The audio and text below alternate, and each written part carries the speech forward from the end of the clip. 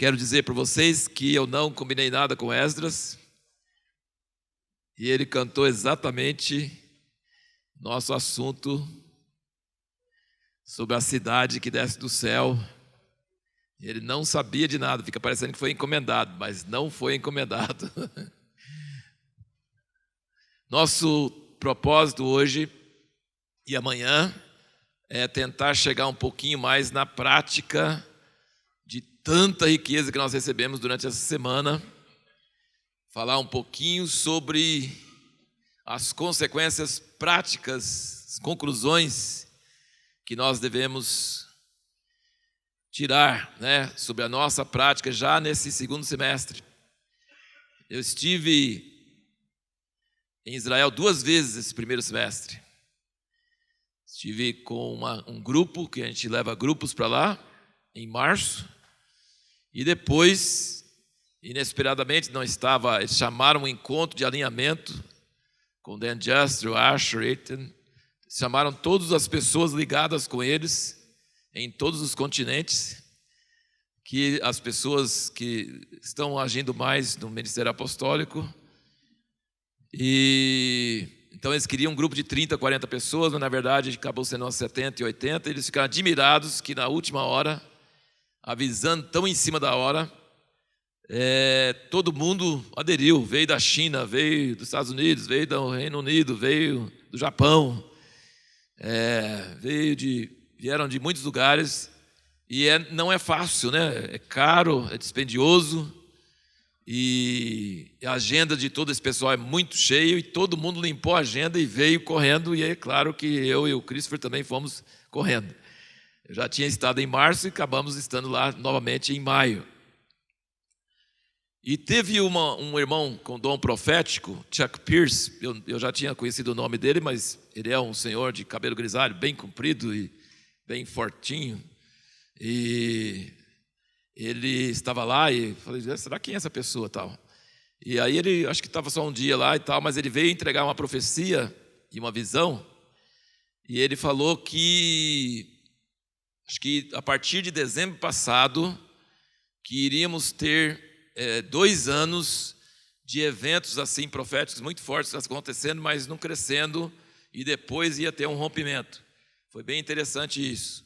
E ele falou também, porque acho que, não sei se ele tinha estado na Austrália, alguma coisa assim, ele falou que os marsupiais, e a gente não sabe nem o que é isso, mas é canguru, e tem outros mamíferos que são semelhantes, mas o que a gente conhece mais é o canguru. Eles têm um período de gestação muito curta, e porque eles têm um período de gestação muito curta, então o filhote não tem muita força para resistir, então ele fica naquela bolsa na frente, então que Deus vai levantar uma nova geração de líderes e vai ser muito rápido, e a gestação vai ser muito curta, então vai ter que zelar desses novos ministérios na bolsa da frente.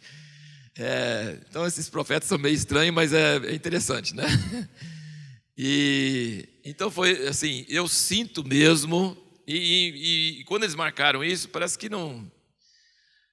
foi justamente quando estavam estabelecendo a embaixada dos Estados Unidos em Jerusalém e celebrando os 70 anos do estabelecimento da nação de Israel. Então foi uma convergência de vários fatores muito proféticos, muito interessantes, e uma das coisas que a gente viu nesse encontro foram pastores árabes, profetas de Deus, falando que os árabes são chamados para ajudar Israel a entrar no seu chamado.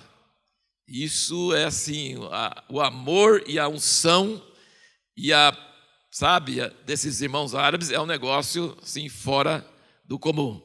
Então Deus está fazendo uma obra, a reunião foi em Jerusalém, e com árabes e irmãos de toda parte do mundo vendo isso, é um negócio muito espetacular. Então, eu vejo que Deus está assim acelerando as coisas. Então eu quero terminar essa mensagem de manhã com algumas dicas práticas sobre o que a igreja ou nós devemos estar fazendo em relação ao alinhamento. O alinhamento tem esse livro, se você não leu, você deve ler com urgência. É um livro que abrange muita coisa, escrito de uma forma bem simples. O Asher parece que estava recebendo essa revelação na última vez que ele esteve conosco em Jundiaí, e no encontro no final do ano. Ele esteve conosco e ele viu várias coisas que deram origem a esse livro. E aí, mais do que rápido, ele acabou de escrever em inglês, já foi traduzido para o português e está publicado. E eu acho que leitura obrigatória para você saber qual é a estratégia de Deus para esses dias que nós estamos vivendo. A coisa está acelerando bastante. Desde 2009, quando eu primeiro estive em Israel, até hoje, são apenas 9 anos, mas muita coisa aconteceu. O Asher esteve 3 vezes conosco, agora o Dan Just esteve conosco. Os irmãos não têm noção de que privilégio isso é, como eles são requisitados em tantas partes do mundo e como poderiam atender nosso convite. Então, assim, existe uma ligação, uma aliança muito forte entre nós para eles darem tal prioridade para nós. Então, assim, existe uma ligação muito forte no Espírito que Deus está fazendo. Então, meu tema é exatamente isso, alinhamento, mas eu não vou entrar no que o livro está falando. Tem que ler o livro e meditar, e tem perguntas no fim de cada capítulo, e assim, é um livro bastante fácil de ler e bem cheio de informações. Mas eu quero começar hoje lendo algumas passagens sobre as 2 cidades que são importantes na Bíblia. E aparecem em Gênesis 11 e 12 e depois atravessa a Bíblia toda. Então nós vamos só dar uma rápida passada pela Bíblia para vocês notarem as características principais dessas 2 cidades, tá? Porque você tem que ser cidadão de um ou do outro. E vocês viram que a música que nós cantamos, né, fala, nossa cidade é a que desce dos céus, né? Então, assim, eu achei tão interessante como que foi escolher justamente esse cântico para cantar hoje de manhã, e eu nem sabia ontem que eu ia falar sobre isso, e hoje de manhã senti essa direção de começar o assunto por esse lado dessas 2 cidades. Então vamos ler só rapidamente algumas passagens, eu não vou comentar muito, mas só grava essas passagens, grava o que nós estamos lendo, sem comentários, porque aí eu vou me referir a esses aspectos, tá? Então, todos nós sabemos que Deus chamou Abraão em Gênesis 12, mas quase ninguém presta muita atenção o que veio logo antes, que é Gênesis 11. Então, Gênesis capítulo 11 é onde nasce a Babilônia, Então, a Babilônia, no caso, historicamente, ele vem antes da outra cidade, que é Jerusalém, ou Sião. E essas 2 cidades representam o grande conflito dos últimos dias e representam, assim, realidades que nós estamos vivendo no meio dessas 2 cidades. E você precisa realmente definir qual cidade é a sua cidadania. Se você tem o passaporte de qual dessas 2 cidades. Gênesis 11, versículo 1 diz: Ora, toda a terra tinha uma só língua e um só idioma. Deslocando-se os homens para o oriente, acharam um vale. Toda palavra aqui é importante, tá? Cada palavra é importante. Tinha uma língua e um idioma, e acharam um vale na terra de Sinar, e ali habitaram. Disseram uns aos outros: Eia, pois, façamos tijolos e queimemo-nos bem. Os tijolos lhe serviram de pedras e o betume de argamassa. Disseram mais: Eia, edifiquemos para nós uma cidade e uma torre cujo cume toque no céu. E façamo-nos um nome para que não sejamos espalhados sobre a face de toda a terra. Então desceu o Senhor para ver a cidade e a torre que os filhos dos homens edificavam. E disse: Eis que o povo é um e todos têm uma só língua, e isto é o que começa a fazer. Agora não haverá restrição para tudo o que eles intentarem fazer. Eia, desçamos e confundamos ali a sua linguagem, para que não entenda um a língua do outro. Assim o Senhor os espalhou dali, sobre a face de toda a terra, e cessaram de edificar a cidade. Por isso se chamou o seu nome Babel. Ou hoje poderia se chamar Google. Não, vamos deixar. Por isso se chamou o seu nome Babel, porquanto ali confundiu o Senhor a língua de toda a terra, e dali o Senhor os espalhou sobre a face de toda a terra. Aí nós temos no capítulo 12, Deus chamando Abraão. Então nós vemos o surgimento de Babel, baseado em um povo que é unido, e união faz a força. E não sou eu que estou dizendo isso, e nem é um ditado brasileiro só. Deus diz, não haverá limite se o povo estiver unido. Então, Deus mesmo confirma que união traz poder, força. Não haverá limite. É perigoso. Deus fala assim, opa, o negócio é perigoso. O que é perigoso? Que o povo está unido e estão fazendo uma coisa e isso não dá. Então, para que não consigam fazer isso, vamos dividi-los. E o princípio é construir da terra para o céu, homens fazendo e fazendo tijolos. Tá? Então, guarda essas coisas na sua mente. Sem dizer que constrói o lugar que é um vale. Tá? Guarda isso em sua mente. Aí Deus, logo no capítulo 12, ele chama Abraão e fala, a sua descendência vai abençoar todas as nações, e que ele começa o plano dele, que vai resultar em Jerusalém. Então, Deus confunde a cidade do homem e começa os planos para conseguir a cidade de Deus. Então nós podemos chamar Babilônia a cidade do homem e Jerusalém a cidade de Deus. E Babilônia, o nome significa confusão. E o nome de Jerusalém significa paz, shalom, Jerusalém, é tudo relacionado, é a cidade da paz. E não é só paz em sentido de não acontecer nada e está tudo tranquilo, mas é uma paz que é uma harmonia e um fluir e uma prosperidade e um negócio que quando você ouve alguém pregando sobre shalom, você entende que shalom é muito mais do que só paz, é muito mais do que isso, é o céu na terra mesmo. Só falou shalom, já é o céu na terra. Então, temos a cidade do homem, que é confusão, e temos a cidade de Deus, que é a cidade da paz. Aí vamos para Daniel, nós vamos passar pela Bíblia toda em 5 minutos. Daniel, capítulo 2.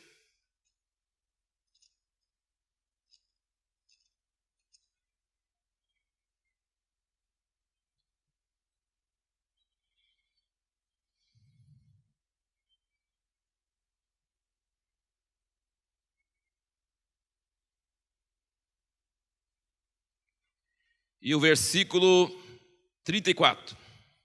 É o sonho de Nabucodonosor, que representa todos os reinos da terra, e esses reinos da terra representam o sistema do homem, e por acaso Nabucodonosor é rei de qual cidade? Babilônia.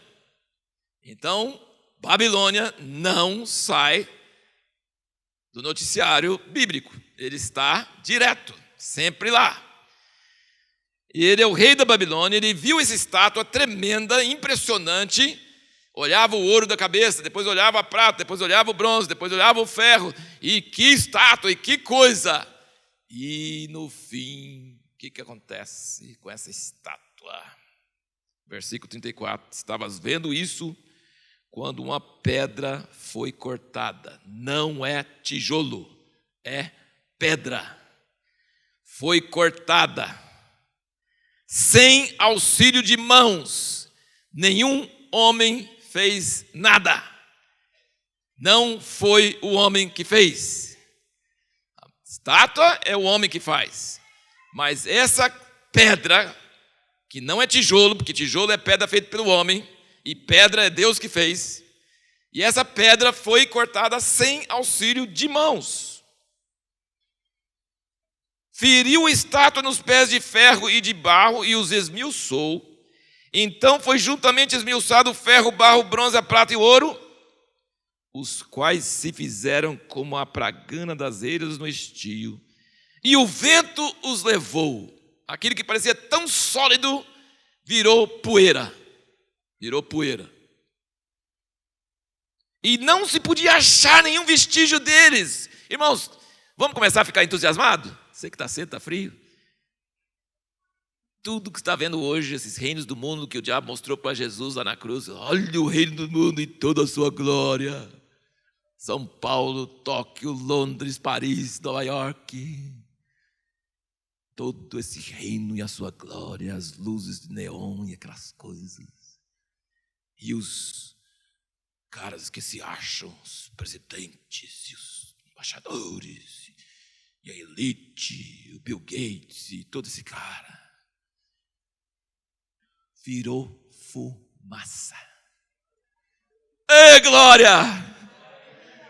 O vento levou!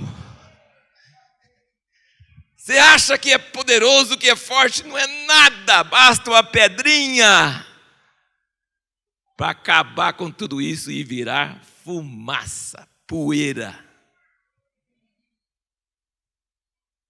Não se podia achar nenhum vestígio deles.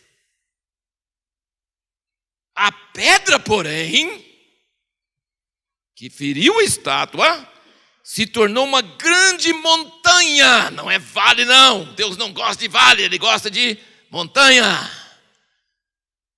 Virou uma grande montanha e encheu toda a terra. Ei, isso é muito bom. Glória a Deus. A interpretação de Daniel para esse sonho,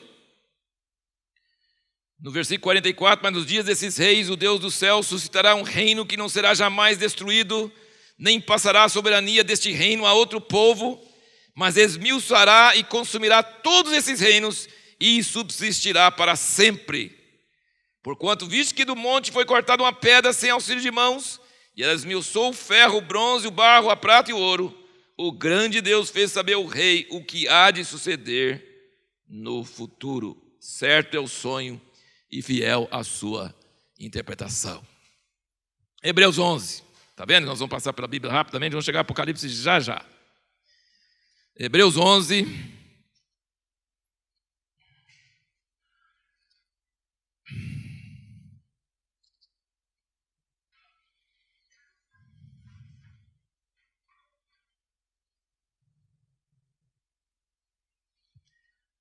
Aqui Hebreus 11 fala sobre Abraão, que é o assunto de Gênesis 12. E Abraão morava em Ur dos Caldeus, que é Babilônia. Essas duas cidades perseguem a gente pela Bíblia toda, não tem jeito. Uma vez eu preguei um seminário inteiro sobre o número 2. Já pensou? Número 2. Eu falei, o número 2 é o número, não tem 3, é 2. É a árvore da vida, a árvore do conhecimento do bem e do mal. É o caminho largo, o caminho estreito. É a cidade de Deus, a cidade do homem. E vai por aí afora. 2, 2, 2. Não é confuso. Tem isso e tem aquilo. Não tem outra escolha. Então, a Bíblia não escapa dessas duas cidades. Eles vivem sobre princípios diferentes, sobre causas diferentes. E você tem que escolher entre uma delas. Não pode ficar num terceiro. Eles são... Não existe Suíça, tá? Só existe... não existe um país neutro.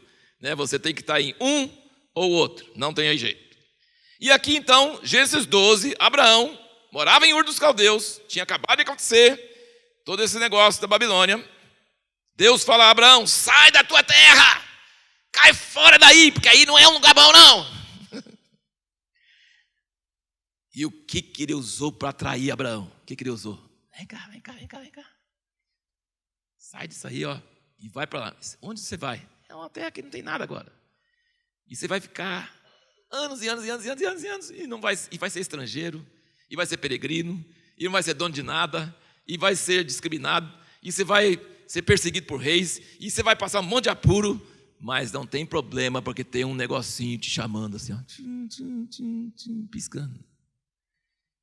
Gente, fé não é força de vontade.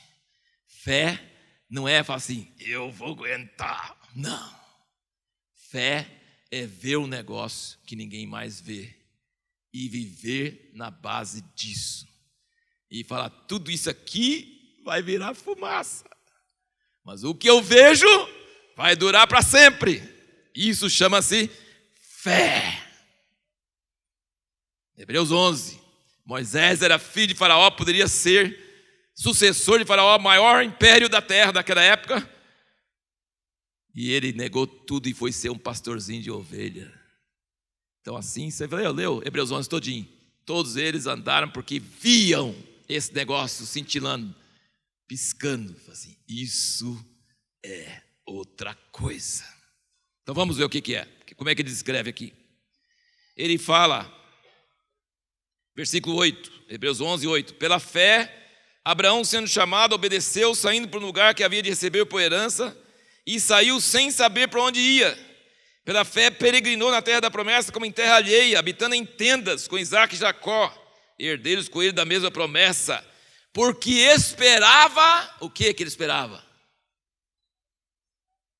Eu vou ser beduíno no céu. É isso que ele pensava. Eu vou viver em tenda. Vamos melhorar as tendas para fazer um modelo melhor de tenda? É isso? Não! Eu estou vivendo em tenda, mas eu vou morar em cidade. Deus não é contra a cidade. Deus é contra aquela cidade. Mas Deus é a favor de cidade. Deus não é a favor de beduíno. Deus é a favor de cidade. Abraão largou uma cidade para morar como nômade. Mas ele tinha visão uma cidade. Diz aqui, ó. Esperava a cidade que tem os fundamentos, da qual o arquiteto e edificador é Deus. Então temos a cidade de Deus e a cidade do homem. Cidade do homem, Gênesis 11. Cidade de Deus começa Gênesis 12, mas demora a aparecer. Demora. Mas Abraão, Isaque e Jacó viveram essa esperança, essa fé. Começaram a linhagem dos que esperam essa cidade. E no versículo 13 diz: todos esses morreram na fé, sem terem alcançado as promessas, mas tendo-as visto e saudade de longe, confessaram que eram estrangeiros e peregrinos na terra. O passaporte deles não era de lá, não. O passaporte deles era de cima. Eles andaram sem alcançar as promessas, vivendo em tendas, mas vendo e saudando. Confessaram que eram estrangeiros e peregrinos na terra. Ora, os que tais coisas dizem, mostram que estão buscando uma pátria. E se na verdade eles se lembrassem daquela de onde haviam saído, teriam a oportunidade de voltar. Mas agora desejam uma pátria melhor, isto é, a celestial. Pelo que também Deus não se envergonha deles, de ser chamado seu Deus, porque já lhes preparou uma cidade.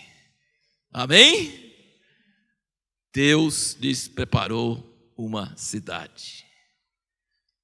Não é assim.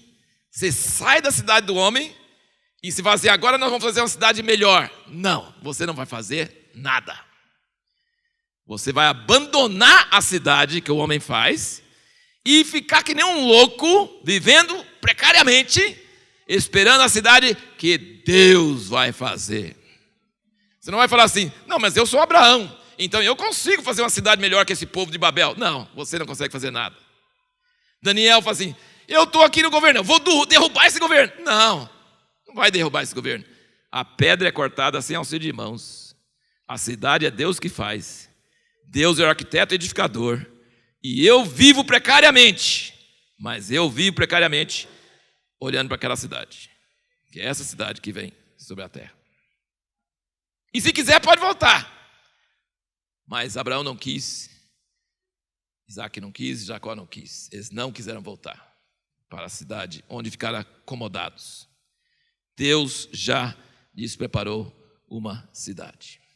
E a última passagem agora em Apocalipse, onde termina a história.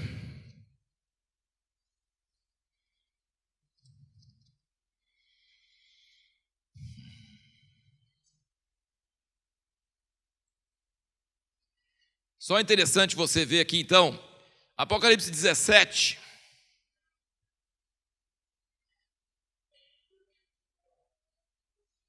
versículo 3, ele diz: então ele me levou em espírito a um deserto. Veja o cenário.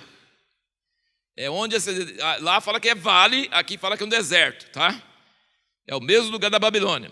Me levou em espírito a um deserto e viu a mulher, descreve a mulher lá, e no versículo 5 fala: na sua fronte estava escrito um nome simbólico, a Grande Babilônia. Então, está presente aí até o fim, e ele viu essa figura da Grande Babilônia.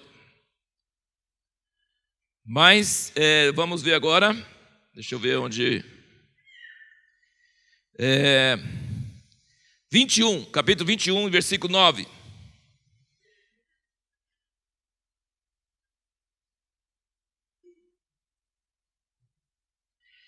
Veio um dos 7 anjos que tinha 7 taças cheias das 7 últimas pragas e falou comigo, dizendo: vem, mostrar-te-ei a noiva, a esposa do Cordeiro. A outra era uma prostituta, que é Babilônia, e a noiva, que é a cidade de Deus, é uma virgem, a noiva, a esposa do Cordeiro. E levou-me um espírito. Aonde que ele levou ele? Levou para um vale? Não, um vale é lugar de Babilônia. Deserto? Não. Onde que ele levou? Em espírito a um grande e alto monte, e mostrou-me a santa cidade de Jerusalém, que descia do céu, da parte de Deus, tendo a glória de Deus. Aleluia. Então vocês fizeram uma viagem rapidinho pela Bíblia para saber que tem 2 cidades, e no dia do juízo eles vão olhar seu passaporte, e dependendo da sua procedência, você vai para esse lado ou você vai para aquele lado. Você é cidadão de onde? Qual é a sua pátria? Você é da linhagem da fé, que espera a cidade que tem fundamento, que Deus criou, que Deus formou, que Deus fez? Ou você é da cidade do homem, que o homem faz para mostrar que ele consegue ir muito bem sem Deus? Qual das 2 cidades que é a sua cidade? Qual é a sua pátria? Tem muitos outros lugares na Bíblia que comentam sobre esse assunto, mas eu achei só esses aí suficiente para você ter uma visão direta de Gênesis e Apocalipse sobre essas 2 cidades. Agora vamos pensar o seguinte, anote aí alguns princípios das 2 cidades. A Babilônia sobe, porque eles falam assim: vamos fazer uma torre que sai da terra e chega no céu. Então, você pode pôr uma setinha para cima. Babilônia é assim, daqui para cima. Parte de baixo e sobe para cima.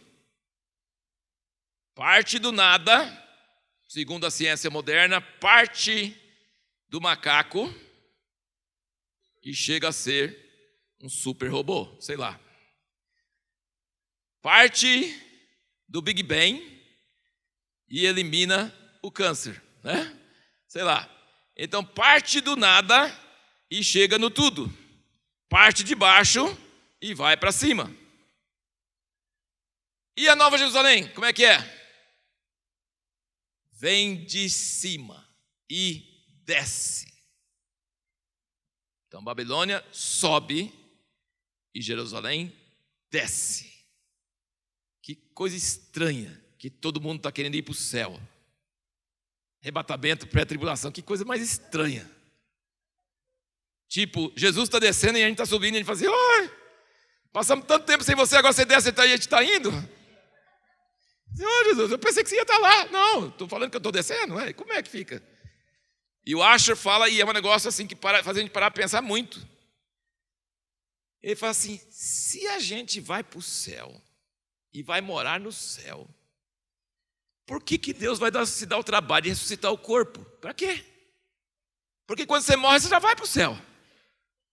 E o corpo só atrapalha, né? Tem que comer, tem que dormir. Para que corpo? Então Deus vai se dar o trabalho de juntar todas aquelas moléculas espalhadas, aqueles negócios assim, aqueles pozinhos, para virar corpo de novo, para levar para o céu. Tem dó, né? Se ele vai ressuscitar o corpo, É porque nós vamos estar na terra e ele vai estar na terra, conosco na terra. Então a Nova Jerusalém desce e Babilônia sobe. Outra coisa, quem faz Babilônia é o homem, quem faz Jerusalém é Deus. Tá? Muito importante. Babilônia, confusão. Jerusalém, paz. Existe jeito de ter paz se você tem muitas alternativas?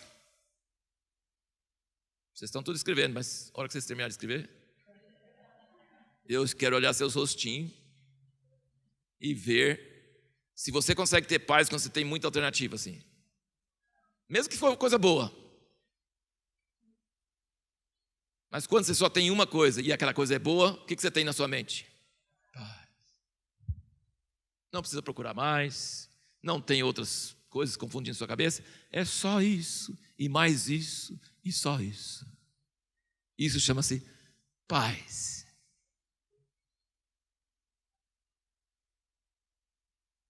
Quando você casa, você não precisa procurar mais, só tem um mesmo.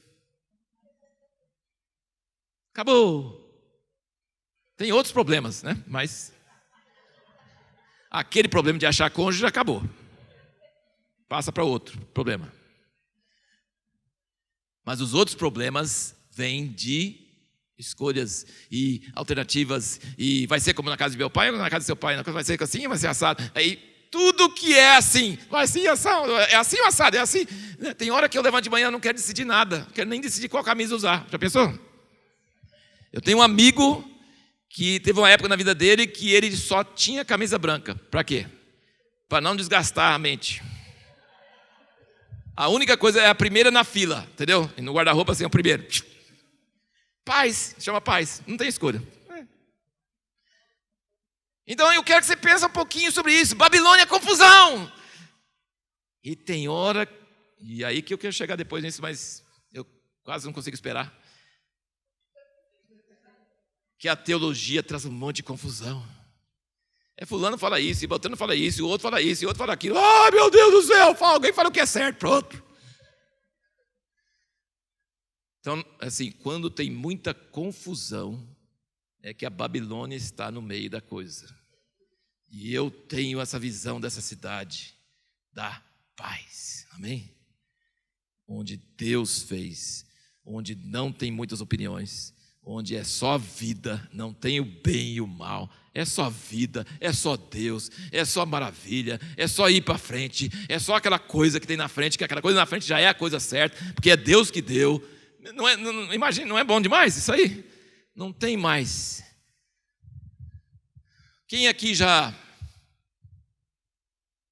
dirigiu carro automático? Levanta a mão, quem dirige carro automático. E o que você achou quando você dirigiu o carro automático em relação a outro carro? É paz, né? Eu não preciso de mudar de marcha, ele vai mudar de marcha sozinho. Né?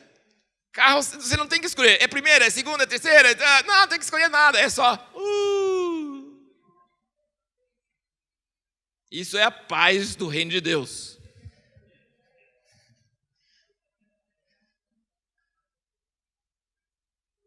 O corpo glorificado vai ser melhor do que isso, viu, gente? Corpo glorificado.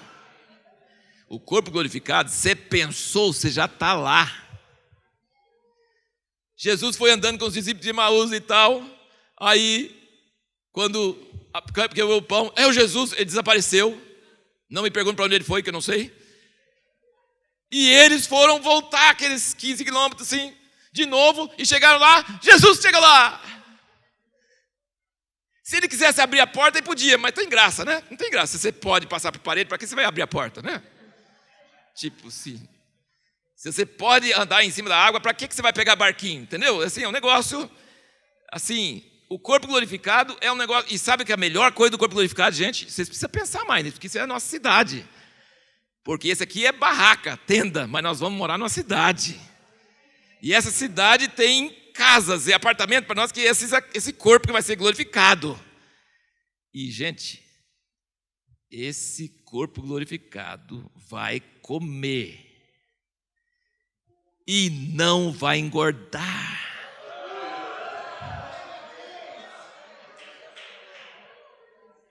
Não tem problema com caloria. O negócio é tremendo. Você vai comer ou deixar de comer, você não tem problema nenhum, porque é o corpo glorificado. Ah, mas corpo glorificado não pode comer. Pode sim. Corpo glorificado não pode abrir a porta com a chave. Pode sim. Mas tem graça abrir a porta com a chave se você pode passar pela parede? Não tem. E eu vou passar toda hora assim. Essa é a primeira coisa que eu vou fazer. Depois eu vou começar a ir para as galáxias assim. Nossa, vai ser muito bom esse negócio aí.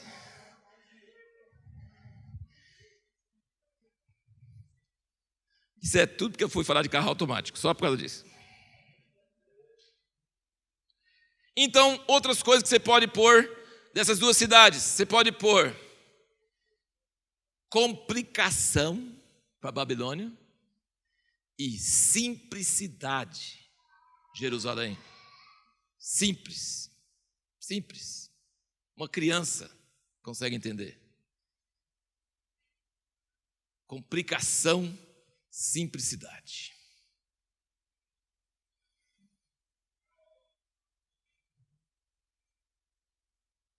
Babilônia é unidade falsa e divisão, porque Babel surgiu depois que Deus dividiu eles. Então eles não conseguem unir, porque cada um é para si e o diabo é para todos. E eles ficam juntos só por causa de conveniência, mas qualquer coisinha eles vão pegar um ao outro mesmo, entendeu? Então, Babilônia pode existir uma unidade, mas uma unidade falsa, e é uma divisão terrível.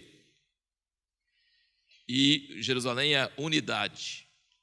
Unidade com diversidade. Tem 12 portas diferentes e tem 12 fundamentos de cores diferentes. Então, a unidade de Jerusalém é uma unidade maravilhosa, que não é uniformidade, não é tudo uma massa homogênea, não. É tudo diferente, mas tudo junto e tudo unido e tudo ligado. Amém?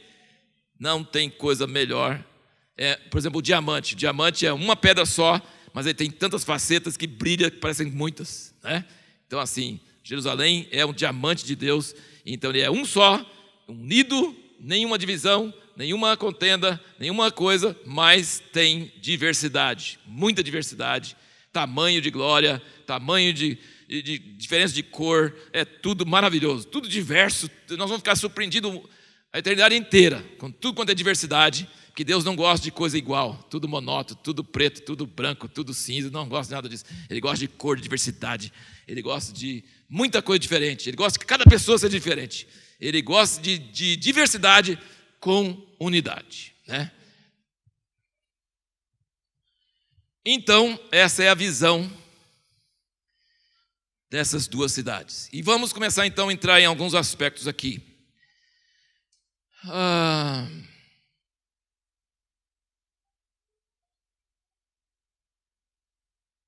Esse livro de alinhamento foi baseado num pensamento que eu acho teve em oração, que ele disse: o período que o Novo Testamento foi escrito foi mais ou menos 30 anos, 30, 40 anos, entre o primeiro livro do Novo Testamento e o último. Não foi muito mais do que 30, 40 anos.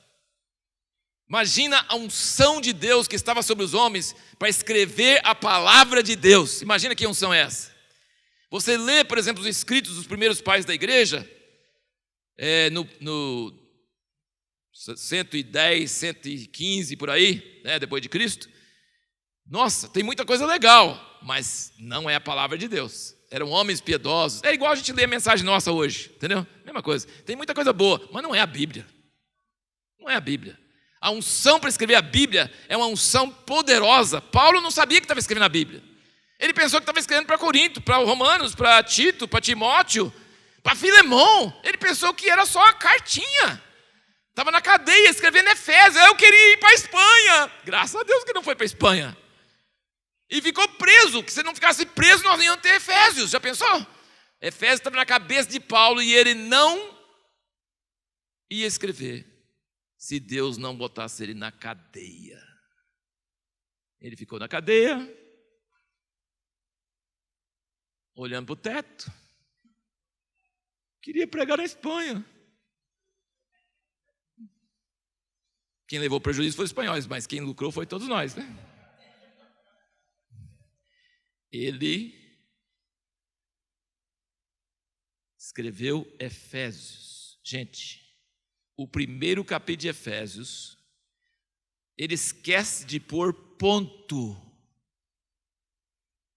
você ter ideia, se ele tivesse aquilo tudo organizado na cabeça dele didaticamente, se ele soubesse que escrever Efésios, que ia entrar na Bíblia, ele jamais teria conseguido escrever aquilo lá. Mas ele estava escrevendo para os Efésios e começou a sair, e ele esqueceu de pôr ponto. E aí, se você for falar aquilo lá do jeito que sem pontuação, você perde o fôlego. Gente, saiu de dentro de Paulo o livro de Efésios, que hoje nos edifica até hoje. Não é maravilhoso isso? Isso é unção de Deus. Então a igreja tinha poder, unidade, unção, por 30, 40 anos, mais ou menos. E nessa época, qual o aspecto dessa época? Qual o fator mais importante dessa época? Tinha gentil e judeu na mesma igreja. Amém? Judeus e gentios na mesma igreja. Você acha que algum gentil no mundo pensava assim: Jerusalém não está com nada, vamos seguir outro lugar? Não, eles receberam a palavra de Jesus, que era de lá, dos apóstolos, que era de lá. Então ninguém duvidava de que a palavra do Senhor sai de Sião, que é Jerusalém. Ninguém duvidava. Então a hora de maior unção, maior poder, foi quando a igreja das nações estava unida com a igreja em Jerusalém, juntos, na mesma igreja, alinhados, e o poder de Deus descia e deu capacidade de escrever a Bíblia e lançar as bases para algo que durou até hoje. Amém? E aí ele viu assim que agora nos últimos dias nós estamos dando a volta total. E agora tem judeu em Jerusalém que crê em Jesus, batizado no Espírito Santo, tem apóstolos e profetas, e tem a igreja nas nações. E quando novamente isso começar a unir, um dispara o outro, vai voltar a unção de Deus sobre a igreja como nunca teve antes. Durou 30, 40 anos, acabou. Agora vai voltar 30, 40 anos e vai trazer a volta de Jesus.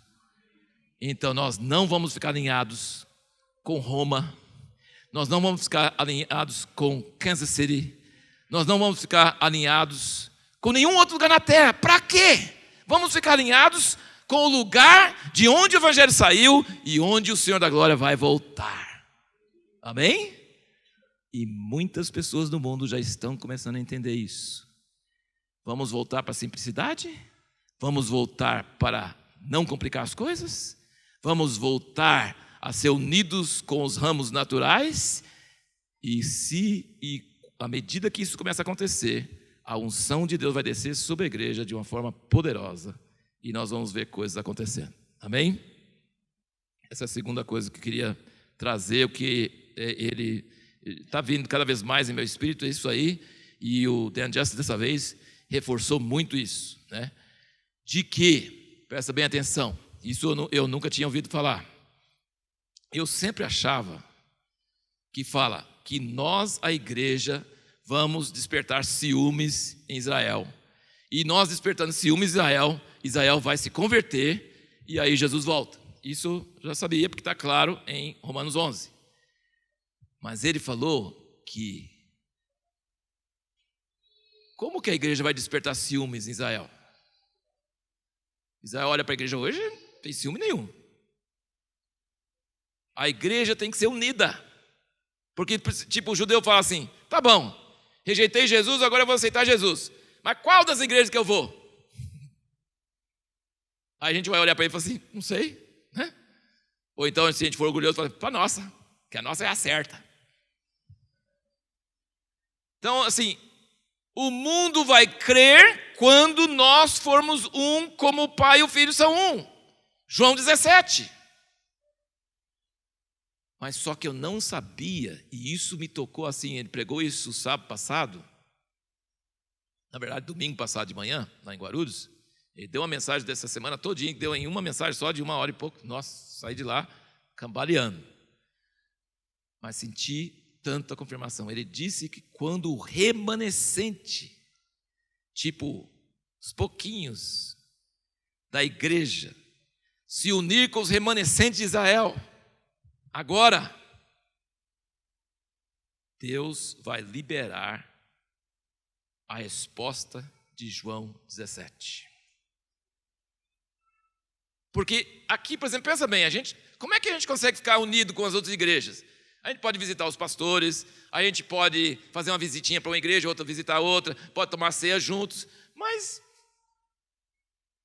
não vai passar muito disso. Como que nós vamos unir todas essas igrejas, essas 35 mil denominações? É impossível. Mas se todas começarem a alinhar com o que Deus está fazendo em Jerusalém, aí a unidade começa a ser possível. Porque senão você tem que ter uma base, você tem que ter alguma coisa que une. A igreja católica fala assim, nós somos a original, vocês têm que unir conosco. É um forte argumento. O outro fala, não, mas você fez isso, fez aquilo, então você não é certo, então vamos unir com qual? Entendeu? Em que base? Qual cidade vai nos unir? Qual doutrina vai nos unir? Qual lugar? Pergunta assim, como nós vamos unir? Não, mas é em Jesus. Bom, em Jesus tem que ir lá para o céu então, porque ele está lá, né? Mas não, se nós unirmos com a oliveira original, nós vamos ser unidos com todos os outros que estão ligados com a mesma oliveira, amém? Então resolve todo esse problema. Então a unção, a graça para unir a igreja, como João 17, consiste de nós, hoje, já começarmos a alinhar com Jerusalém. E vai vir um poder, uma unção e uma graça. E João 17 vai ser cumprido. E à medida que João 17 começa a ser cumprido, isso vai causar ciúme em Israel. Porque aí nós vamos ter o produto genuíno. Amém? Nós vamos ter o produto genuíno. Deu para entender? É muito importante entender isso. Eu não tinha entendido isso. Essa fase, eu pensei, não, a igreja tem que causar ciúme. Deus, faz a igreja causar ciúme. Eu não sabia como é que Deus ia fazer a igreja causar ciúme. É muito difícil, é muito grande. Parece que é um salto. Mas eu vendo que isso, começando agora com essa unidade com Israel, unidade com Jerusalém, e nós começamos a praticar isso, e começando a receber vida, e unção, e graça, nós vamos saber como ser unidos entre nós. E sabendo como ser unidos entre nós, nós vamos causar ciúmes em Israel. Nós vamos ter o produto genuíno.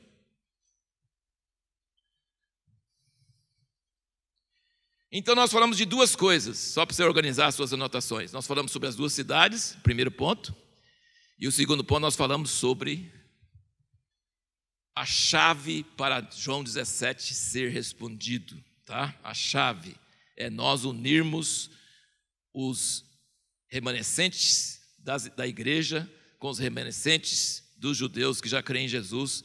E à medida que essa união vai prosseguindo, a unção vai chegando, e o poder vai chegando, e João 17 será cumprido, e aí nós teremos o ciúme para Israel, e Israel sendo convertido, amém? É um processo assim, tem uma ordem. E então quando você vê nessa ordem que eu estou falando, pelo menos para mim, eu vejo assim muito factível, muito possível, está acontecendo já. Então Deus tem ordem para as suas coisas, Ele está fazendo as coisas. O terceiro ponto que eu quero falar aqui é sobre uma coisa que é fundamental na restauração da igreja e no alinhar com Israel, Jerusalém. Que tem muitas ênfases, muitas coisas e tal. Mas se você quer resumir a coisa e simplificar a coisa, e eu gosto disso, eu não gosto de complicação, eu gosto de coisa simples, tem uma palavra chamada aliança. Aliança. A coisa mais importante que os judeus podem nos trazer de volta da nossa herança tão confusa protestante, tão confusa cristã, é o conceito de aliança. Nós estamos traduzindo um livro do Asher, chamado Relacionamento de Aliança. Vai sair até o fim do ano, se Deus quer, e Deus quer, né, Eduardo?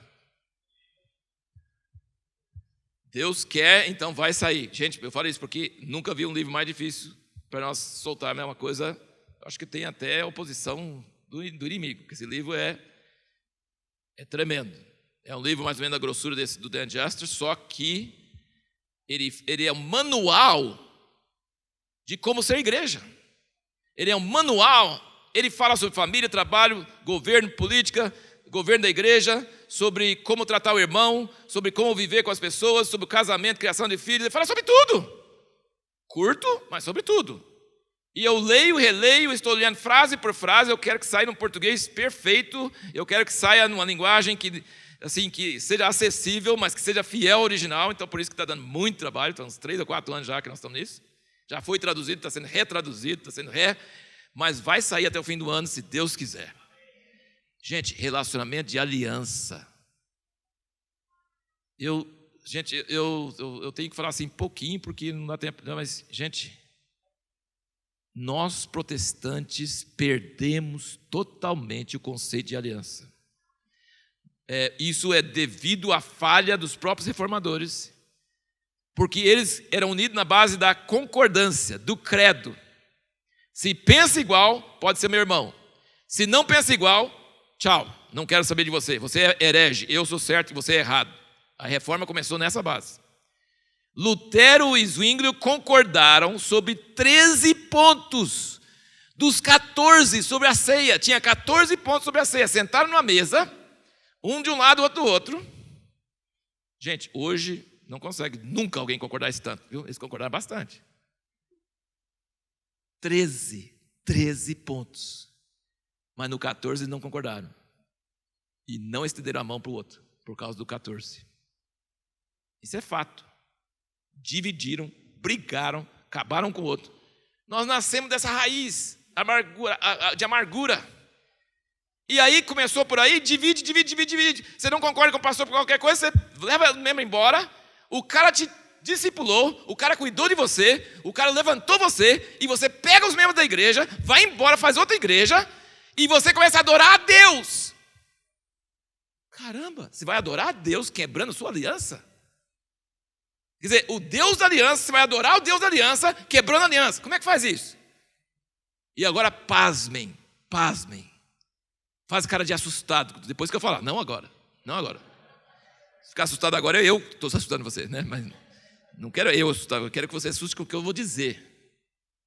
Pastor quebra aliança com sua esposa, casa com outra e continua pastoreando a igreja e o pessoal aplaudindo. Faz cara de assustado. É verdade? Acontece isso mesmo? É.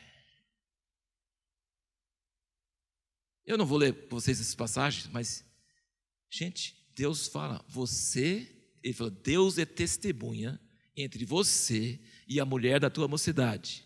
Ou seja, ele está falando com um cara um pouco mais velho, que cansou da esposa, agora quer mais nova. Deus é testemunha da mulher da sua mocidade. E ele fala assim, eu odeio o divórcio. Eu odeio o divórcio. Irmãos, Deus leva tanto a sério o negócio de aliança, que se você falar para uma pessoa, amanhã cedo eu vou na sua casa, e você não vai, Deus fica com raiva. Você fala assim, eu vou te pagar. Você dá o cheque, e o cara vai no banco, o cheque não tem fundo. Deus fica com raiva.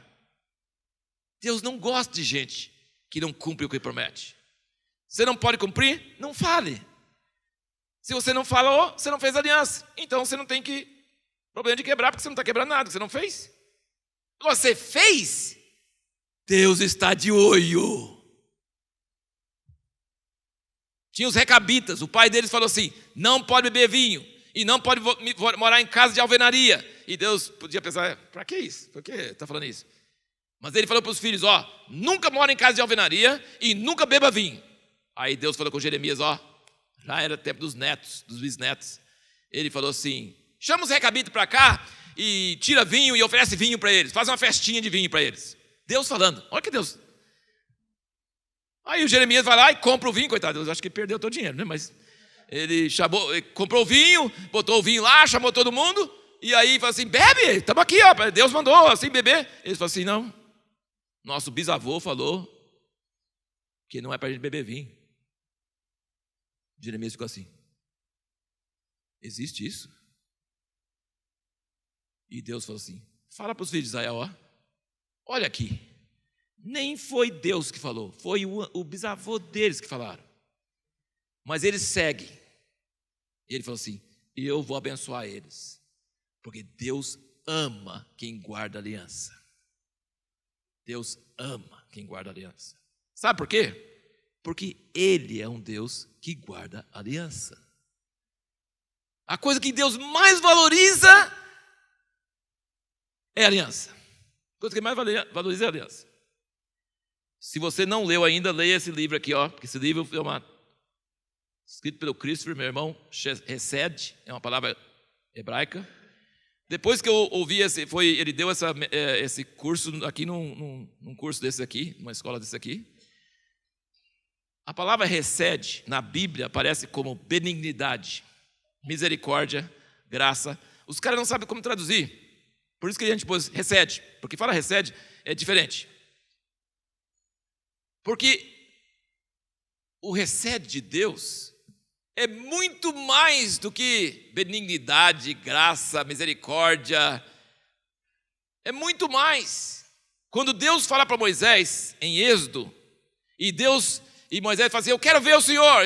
Moisés falou assim, Deus falou para Moisés, você não pode me ver, que senão morre. Mas fica aqui na pedrinha, debaixo da rocha aqui, e eu vou passar e você vai me ver pelas costas. Não fala que Moisés viu nada, não fala que ele viu nada.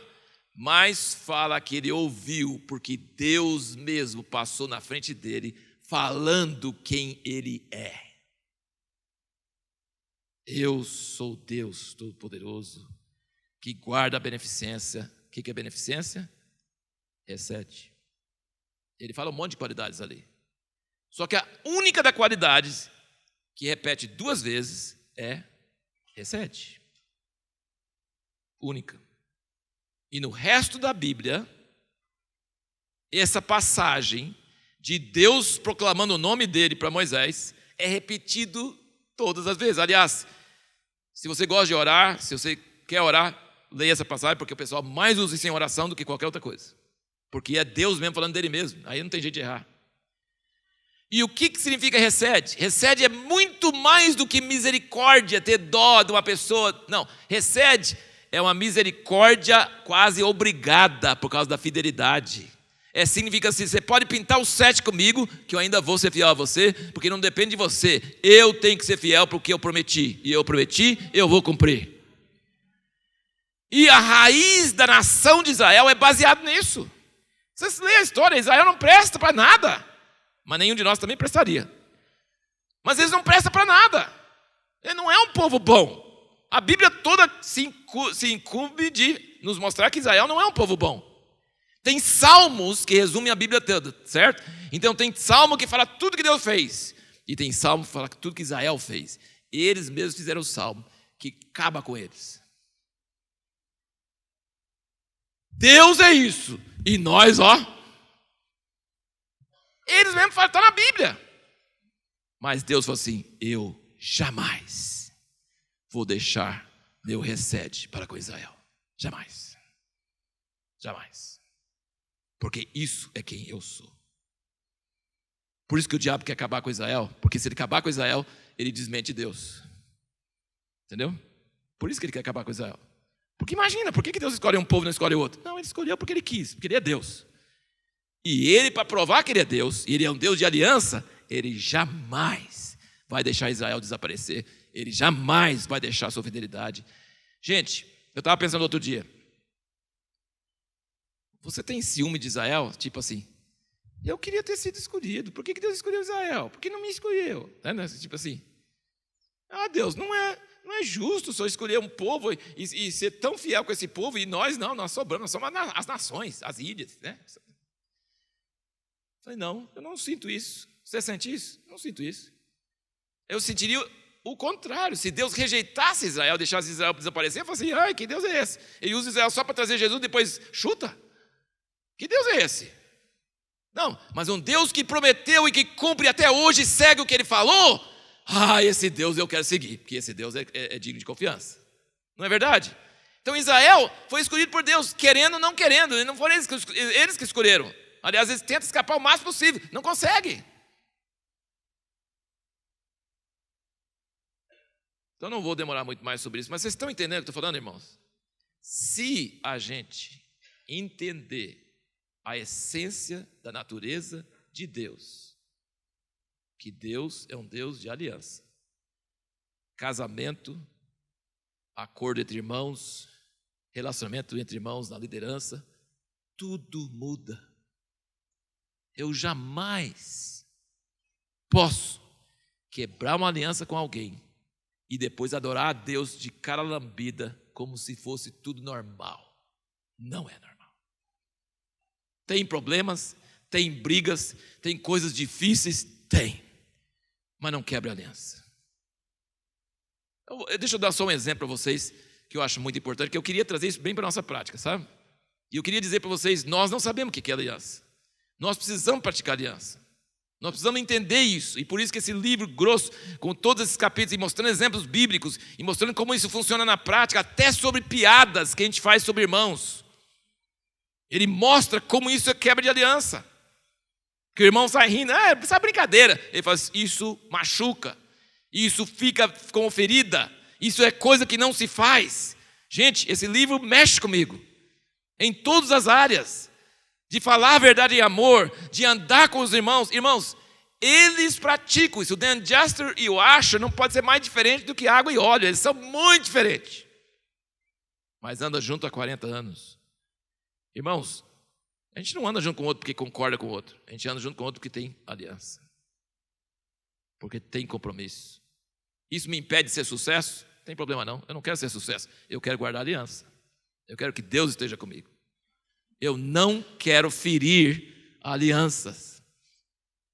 Nós moramos na cidade americana há um bom tempo. E nós fomos recebidos pelo pastor da igreja Nazareno lá, muito bem. Muito bem, com muita honra. Sem nunca nos membrar. Nunca membramos na igreja. Nunca nos tornamos membros da igreja. Mas ele nos recebeu com honra. Eu dava aula na escola dominical. Cuidava de um grupo caseiro. Fazia amizade com as pessoas. Ele abriu as portas da igreja para nós. De vez em quando a gente pregava na reunião geral. Mas nunca era membro. E ele às vezes discordava de alguma coisa. E vinha falar com a gente mesmo. E depois chegou uma fase, depois de alguns anos, onde eu não sentia de Deus de continuar na igreja. Não estava sentindo bem. Não estava sentindo paz. Mas eu podia ficar sem igreja? Também não. Mas eu morava em Americana. Então eu vou começar outra igreja, porque não estou sentindo bem estar aqui. Jamais. Eu nunca começaria outra igreja na mesma cidade que o irmão me recebeu com toda boa fé. Sabe por quê? Porque, infalivelmente, pessoas que a gente fez amizade iriam vir. Isso é ferir a aliança. Nós nunca fizemos uma coisa de escrever, nunca fizemos um acordo, nunca prometi nada. Mas ele me tratou bem. Eu posso ferir ele? Nunca. Outra pessoa pode chegar na cidade e começar outra igreja, tranquilo. Eu não, nunca. Teria que mudar de cidade, jamais fazer outra igreja naquela cidade. Eu só queria mostrar isso como exemplo de que nós precisamos respeitar os vínculos e as alianças que nós fizemos. E tem gente que está debaixo de maldição até hoje por causa de alianças quebradas. Tem coisas que não dá para refazer, mas tem coisas que dá para arrepender e voltar e pedir perdão. Não dá para voltar no tempo. Vamos supor, você divorciou, casou de novo, então você não pode descasar de novo e voltar para a primeira, não pode. Mas você pode dizer, eu errei, eu quebrei, eu estou arrependido, eu jamais faria de novo, e aí Deus te abençoa, e Deus apaga o passado, e você vai para frente, amém? Mas Deus não abençoa pessoas que quebram a aliança. Se alguém te abençoou, se alguém abriu o coração para você, se alguém te ajudou financeiramente, se alguém tinha forte amizade com você, e você quebra isso, Deus não está bem com você. Ele gosta de gente que guarda aliança. Você percebe que se a gente seguir isso, vai parar as divisões da igreja? Vai parar as brigas, as rixas, os ódios? Não é que não vai haver separações. Deus chama pessoas para fazer outras coisas, certo? Não é que você tem que ficar naquela igreja toda a vida. O pastor te discipulou e você tem que ficar lá toda a vida. Não, não é nada disso. Ló separou de Abraão e eles conversaram juntos. Nossos pastores estão brigando, tem pouco pasto, estão brigando sobre o pasto. Porque nós somos irmãos, vamos separar. Você vai para cá, você vai para lá. Um acordo. Não quebrou a aliança, está em paz. Entendeu? Concordaram de fazer outro ministério, de fazer outra coisa. Tudo bem, não quebra a aliança. Entendeu? Então assim, eu não vou demorar mais sobre isso. Será que deu para vocês entenderem o que estou querendo dizer? Que nós precisamos sair dessa cultura maldita de quebra de aliança. Nós precisamos sair disso. Nós precisamos ser um povo que respeita o que fala, que cumpre o que fala, que fala, Deus é de aliança, eu também sou de aliança. E eu posso perder, ter prejuízo, não ter nada, mas eu vou cumprir o que eu prometi, eu vou honrar quem me honrou, eu vou estar sempre andando dessa forma e Deus vai me abençoar. Amém? Isso é maravilhoso, isso é tremendo, isso é eliminar um monte de problemas. Então é isso que eu estou querendo dizer, gente. Essa questão de aliança, você quer estar unido com o grupo messiânico judaico, tem que entender a aliança, e tem que andar nessa base, e tem que arrepender das alianças quebradas do passado. Você não precisa todo mundo ir lá para Israel. Você não precisa todo mundo assim conhecer judeu messiânico. Você não precisa.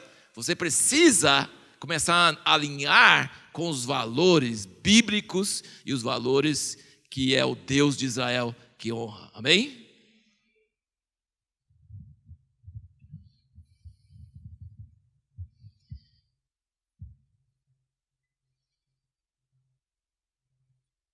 Nós temos que finalizar porque já está vencendo o horário.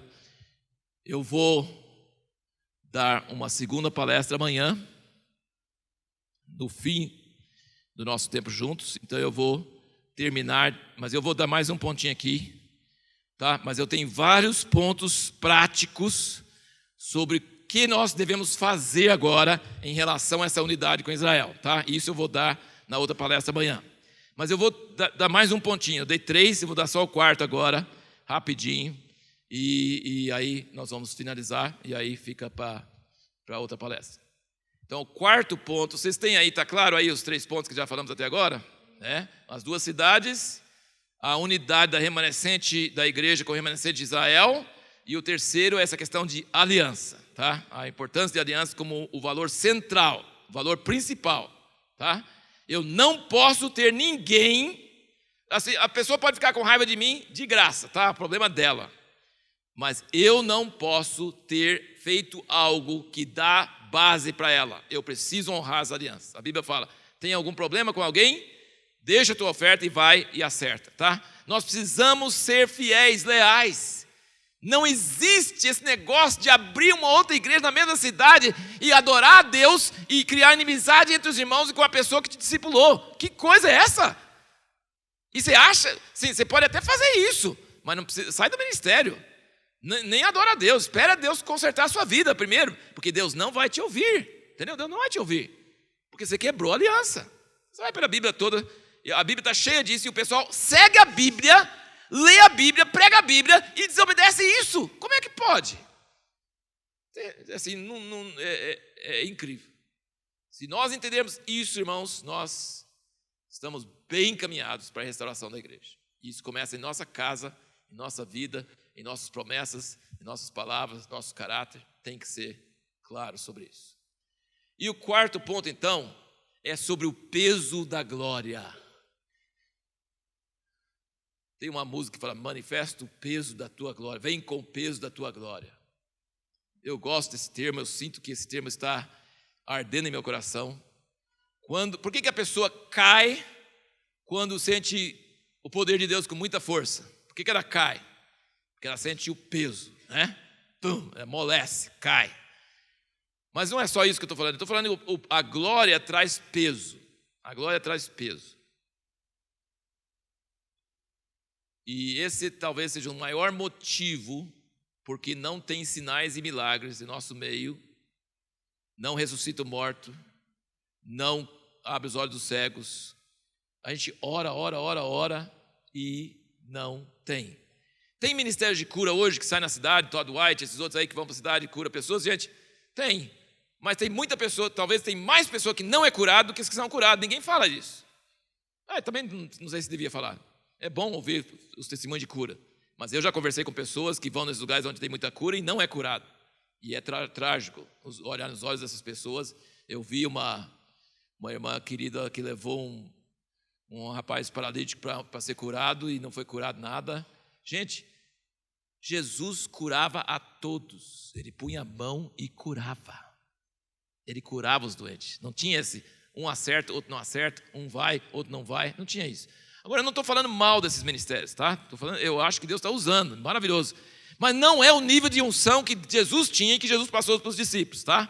Ele falou, vai, cura os enfermos, abre os olhos dos cegos, levanta os mortos. Ele falou isso, eles voltaram alegres. Eles não voltaram e falaram assim, funciona algumas vezes, outras vezes não sei por que não funciona. Não.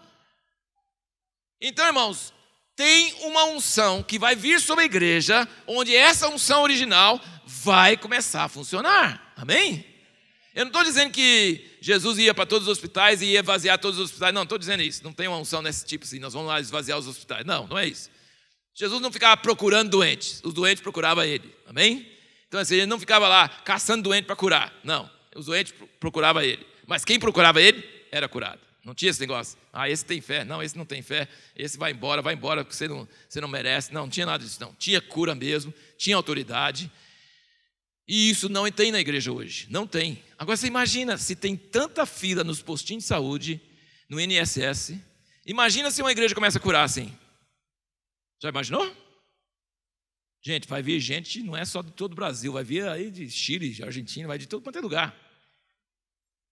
Nós vamos aguentar isso? É o peso da glória.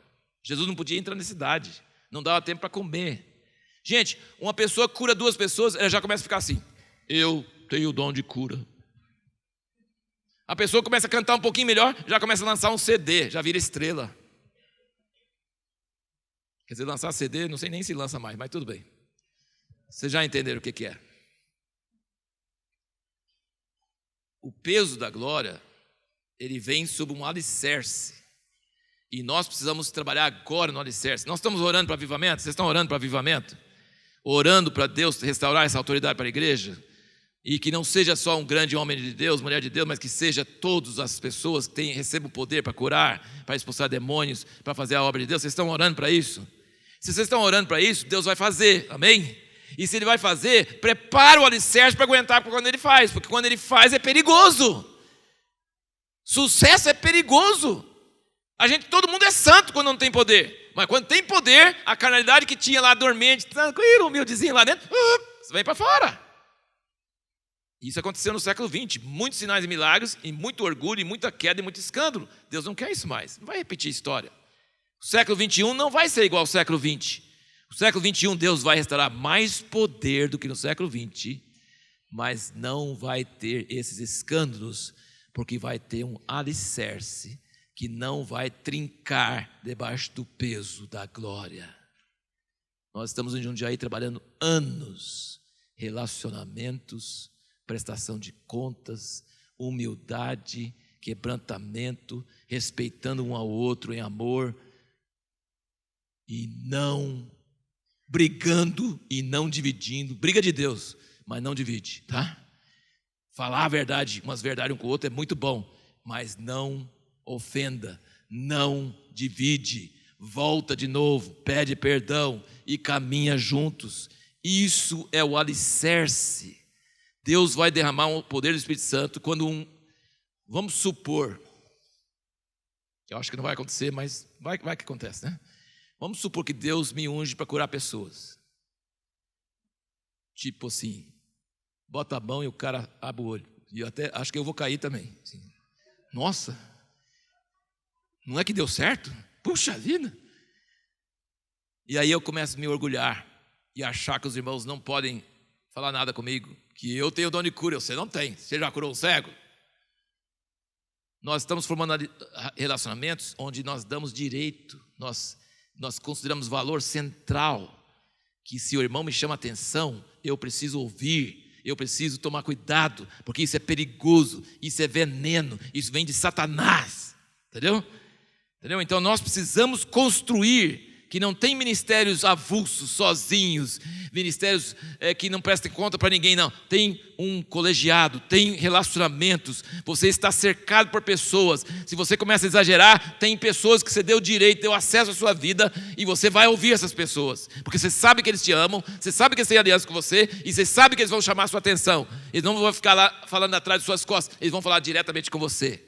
Esse é o alicerce que eu estou falando que a gente tem que construir. Sabe? Os ministérios, confiando um no outro, amando um ao outro, dando direito ao outro chamar atenção, para que quando vier a unção, e a unção vai vir, mas a unção vem diferente para cada um. Um tem dom de cura, outro tem dom de outra coisa, tem muitos dons diferentes. Esses dons vão aparecer e vai ter poder na igreja, mas esse poder vai vir sob um alicerce que aguenta. Amém? Vocês concordam comigo que vamos orar para isso e trabalhar para isso? Eu oro para avivamento, eu oro para o poder chegar, mas eu preparo também aqui, porque o poder vai chegar, eu tenho que ter um alicerce forte que aguenta isso aí. Eu tenho que crer que quando esse poder chegar, essa pressão chegar, nós vamos ter estrutura para aguentar esse poder, e essa estrutura vai ser forte. Senhor Jesus, nós pedimos a Ti que a Tua palavra penetre em nossos corações, e que o Senhor nos ajude a dar passos práticos em nossas vidas sobre essa questão de aliança.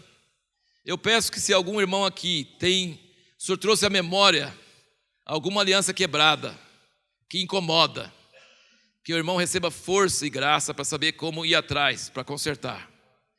Nós queremos ser abençoados, nós não queremos ser amaldiçoados. Nós não queremos que o Senhor resista a nós, nós queremos que o Senhor nos abençoe, abra o caminho diante de nós. Então eu peço que se algum irmão aqui tem alguma coisa no passado, que a aliança está quebrada, que o Senhor dê graça para voltar e corrigir. E que nossas vidas sejam livres para seguir em aliança contigo e uns com os outros. E o Senhor nos ajude a construir esse alicerce que vai aguentar o peso da tua glória. Aleluia, glória a Deus. Amém.